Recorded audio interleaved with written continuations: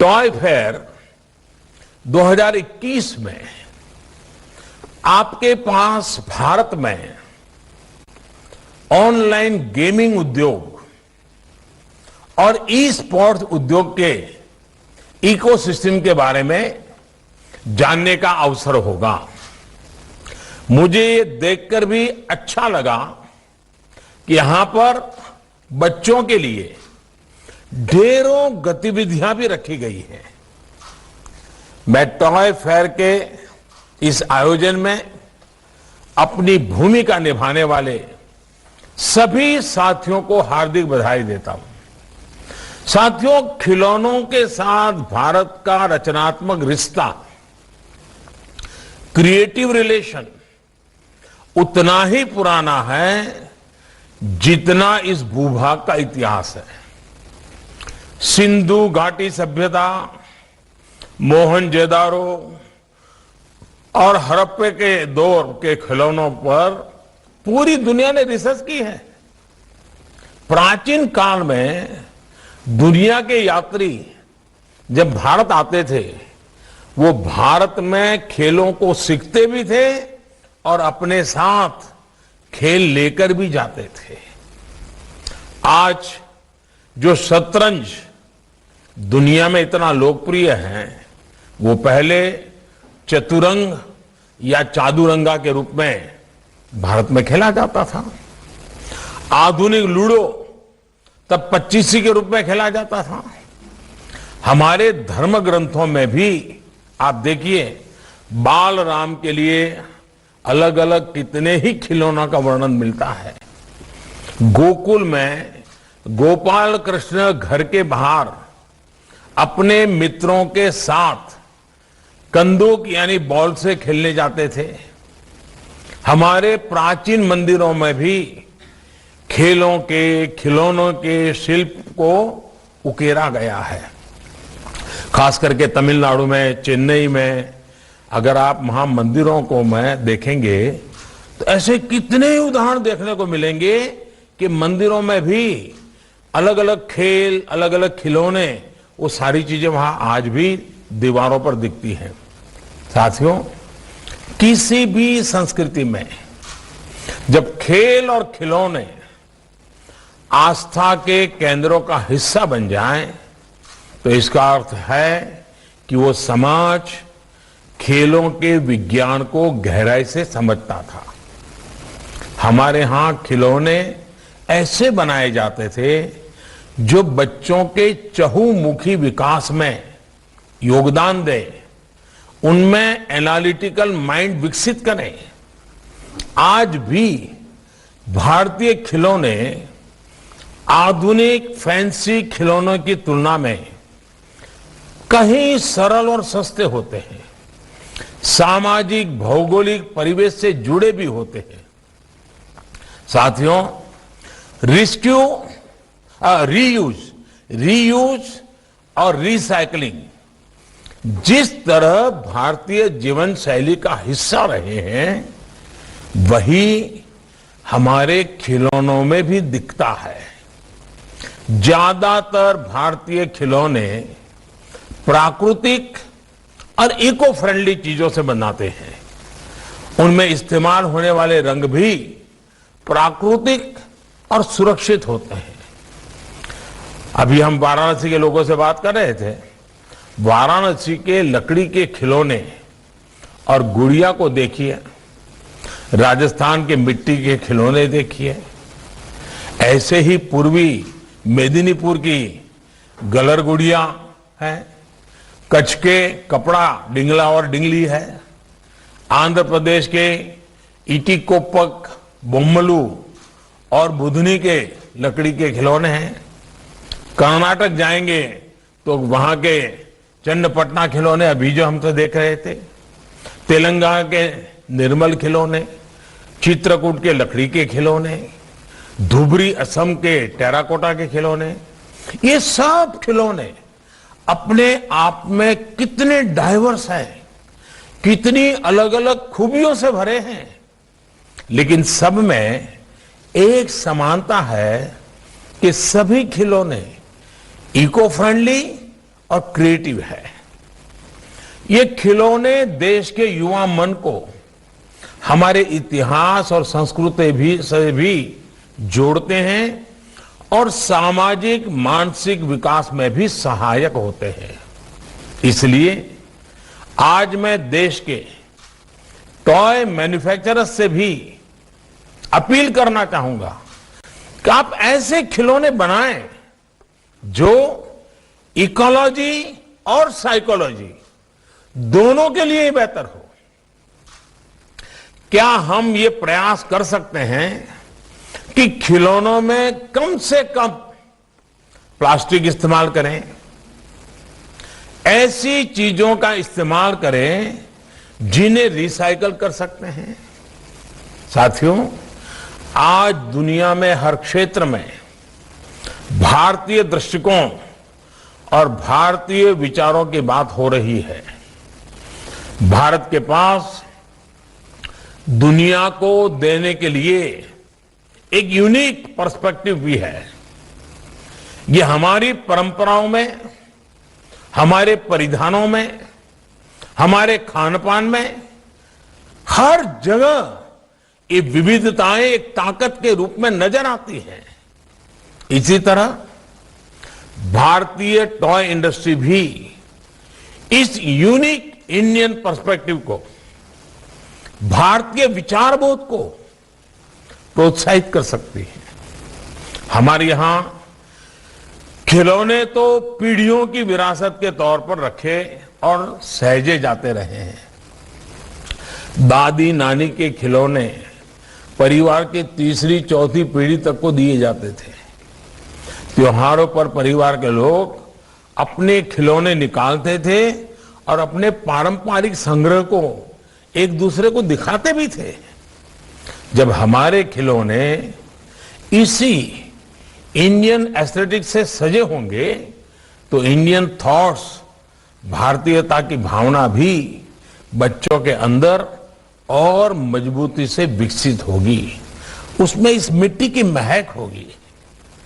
प्यारे बच्चों और साथियों, गुरुदेव रविंद्रनाथ टैगोर ने अपनी एक कविता में कहा है कि when I bring to you colored toys, my child, I understand why there is such a play of colors on clouds and water, and why flowers are painted in tints when I give colored toys to you, my child. यानी एक खिलौना बच्चों को खुशियों की अनंत दुनिया में ले जाता है। खिलौना का एक एक रंग बच्चों के जीवन में कितने ही रंग बिखेरता है। आज यहां इतने खिलौनों को देखकर यहां उपस्थित बच्चे जैसा महसूस कर रहे हैं, वही अनुभव हम सबने भी अपने बचपन की यादों में संजो कर रखा है। कागज के हवाई जहाज, लट्टू, कंचे, पतंग, सीटियां, झूले, कागज के घूमने वाले पंखे, गुड्डे और गुड्डियां, ऐसे कितने ही खिलौने हर बचपन के साथी रहे हैं। साइंस के कितने ही सिद्धांत, कितनी ही बातें, जैसे कि रोटेशन, ऑसिलेशन, प्रेशर, फ्रिक्शन, ये सब हम खिलौनों से खेलते हुए, उन्हें बनाते हुए खुद ब खुद सीख जाते थे। भारतीय खेल और खिलौनों की ये खूबी रही है कि उनमें ज्ञान होता है, विज्ञान भी होता है, मनोरंजन होता है और मनोविज्ञान भी होता है। उदाहरण के तौर पर लट्टू को ही ले लीजिए। जब बच्चे लट्टू से खेलना सीखते हैं तो लट्टू खेल खेल में ही उन्हें ग्रेविटी और बैलेंस का पाठ पढ़ा जाता है। वैसे ही गुलेल से खेलता बच्चा जाने अनजाने में पोटेंशियल से काइनेटिक एनर्जी के बारे में बेसिक सीखने लगता है। पजल टॉय से रणनीतिक सोच और समस्या को सुलझाने की सोच विकसित होती है। इसी तरह नवजात बच्चे भी झुनझुने और बाजे घुमा घुमाकर सर्कुलर मूवमेंट को महसूस करने लगते हैं। आगे जाकर इन्हीं चीजों को जब उन्हें उनकी कक्षा में किताबों में पढ़ाया जाता है तो अपने खेल से उसे रिलेट कर पाते हैं, प्रैक्टिकल एस्पेक्ट को समझ पाते हैं। केवल किताबी ज्ञान से ये समझ विकसित ही नहीं हो सकती है। साथियों, आप सबने भी देखा होगा कि रचनात्मक खिलौने कैसे बच्चों के सेंसेस को डेवलप करते हैं, उनकी कल्पनाओं को पंख देते हैं। अपने खिलौनों के इर्द गिर्द बच्चे कैसे अपनी कल्पनाओं का एक पूरा संसार बना लेते हैं। जैसे कि आप किसी बच्चे को खिलौनों वाले बर्तन दीजिए, वो ऐसे व्यवहार करना लगेगा जैसे कि पूरे किचन की व्यवस्था संभाल रहा है और पूरी परिवार को वही आज खाना खिलाने वाला है।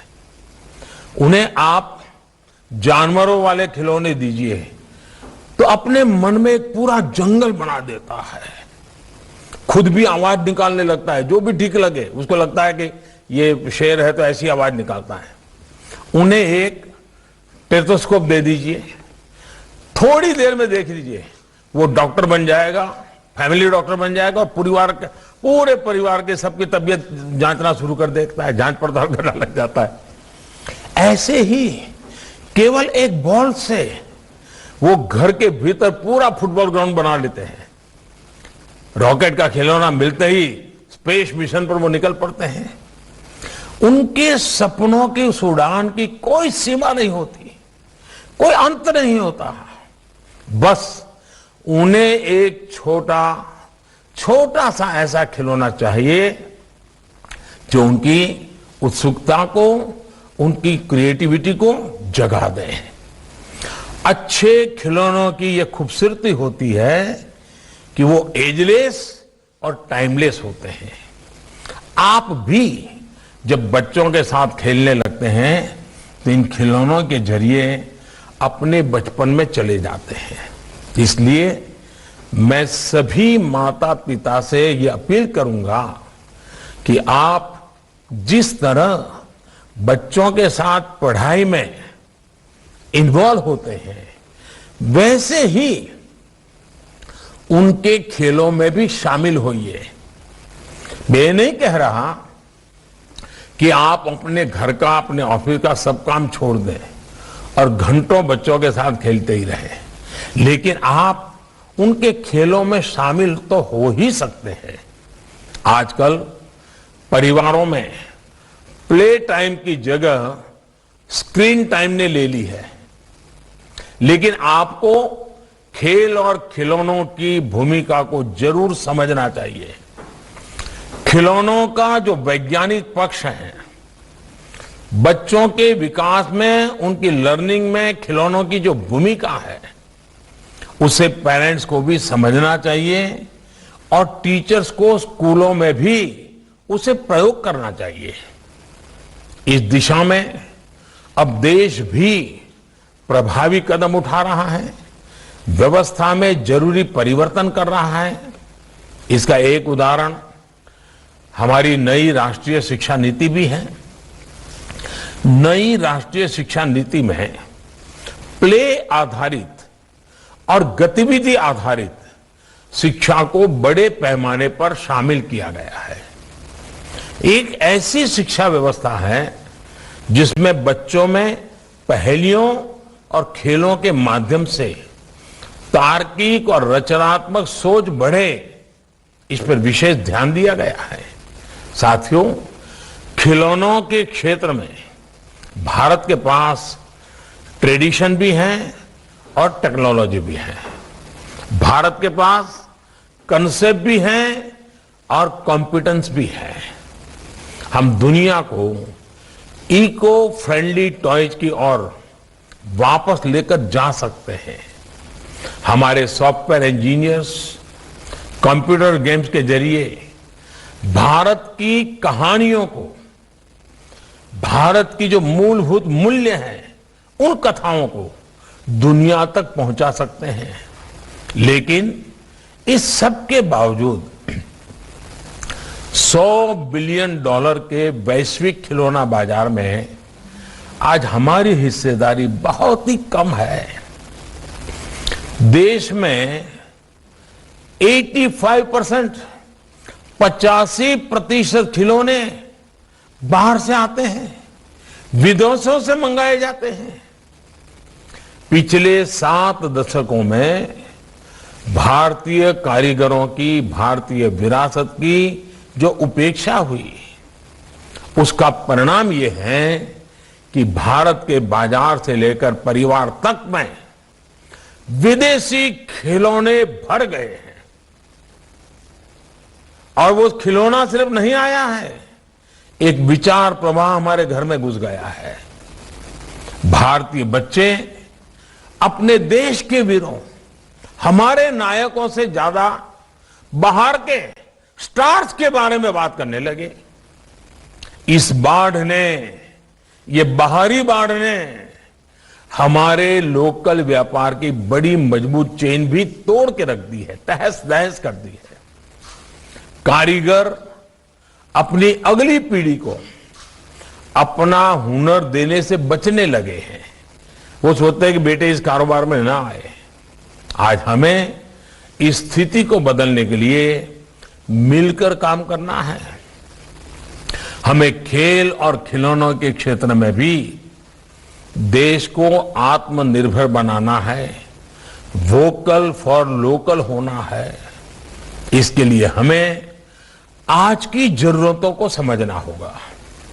हमें दुनिया के बाजार को, दुनिया की प्राथमिकताओं को जानना होगा। हमारे खिलौनों में बच्चों के लिए हमारे मूल्य, संस्कार और शिक्षाएं भी होनी चाहिए और उनकी गुणवत्ता भी अंतर्राष्ट्रीय मानकों के हिसाब से होनी चाहिए। इस दिशा में देश ने कई अहम फैसले लिए हैं। पिछले वर्ष से खिलौनों की क्वालिटी टेस्ट को अनिवार्य किया गया है। इंपोर्ट होने वाले खिलौनों की हर खेप में भी सैंपल टेस्टिंग की इजाजत दी गई है। पहले खिलौनों के बारे में सरकारें बात करने की भी जरूरत नहीं समझती थी, इसे कोई गंभीर विषय नहीं समझा जाता था। लेकिन अब देश ने खिलौना उद्योग को 24 प्रमुख क्षेत्रों में दर्ज किया है, उसका दर्जा दे दिया है। नेशनल टॉय एक्शन प्लान भी तैयार किया गया है। इसमें 15 मंत्रालयों और विभागों को शामिल किया गया है ताकि ये उद्योग कॉम्पिटिटिव बने, देश खिलौनों में आत्मनिर्भर बने और भारत के खिलौने दुनिया में भी जाएं। इस पूरे अभियान में राज्यों को बराबर का भागीदार बनाकर टॉय क्लस्टर विकसित करने का प्रयास किया जा रहा है। इसके साथ ही देश टॉय टूरिज्म की संभावनाओं को भी मजबूत कर रहा है। भारतीय खेलों पर आधारित खिलौनों को प्रमोट करने के लिए देश में टॉयकाथॉन 2021 का आयोजन भी किया गया था। मुझे बताया गया है कि इस टॉयकाथॉन में 12 लाख से अधिक युवाओं ने, शिक्षकों ने और विशेषज्ञों ने रजिस्ट्रेशन कराया और 7,000 से अधिक नए नए आइडियाज आए। ये दिखाता है कि दशकों की उपेक्षा और कठिनाइयों के बावजूद भारत की प्रतिभा, भारत का हुनर आज भी असाधारण संभावनाओं से भरा हुआ है। जिस तरह भारत ने अतीत में अपने उल्लास से, अपनी ऊर्जा से मानवता के जीवन में रंग घोले थे, वो ऊर्जा आज भी उतनी ही जीवंत है। आज टॉय फेयर के इस अवसर पर हम सबकी जिम्मेदारी है कि हम इस ऊर्जा को आधुनिक अवतार दें, इन संभावनाओं को साकार करें। और हां, याद रखिए, अगर आज मेड इन इंडिया की डिमांड है तो आज हैंडमेड इन इंडिया की डिमांड भी उतनी ही बढ़ रही है।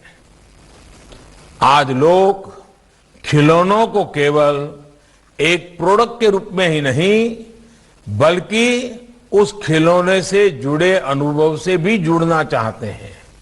इसलिए हैंडमेड इन इंडिया को भी प्रमोट करना है। हमें यह भी याद रखना है कि जब हम कोई खिलौना बनाते हैं तो हम एक बाल मन को गढ़ते हैं, बचपन के असीम उल्लास को गढ़ते हैं, उसमें सपने भरते हैं। यही उल्लास हमारे कल का निर्माण करेगा। मुझे खुशी है कि आज हमारा देश इस जिम्मेदारी को समझ रहा है। हमारे ये प्रयास आत्मनिर्भर भारत को वही स्फूर्ति देंगे जो स्फूर्ति बचपन में एक नई दुनिया रचती है। इसी विश्वास के साथ आप सभी को एक बार फिर से अनेक अनेक शुभकामनाएं। और अब दुनिया में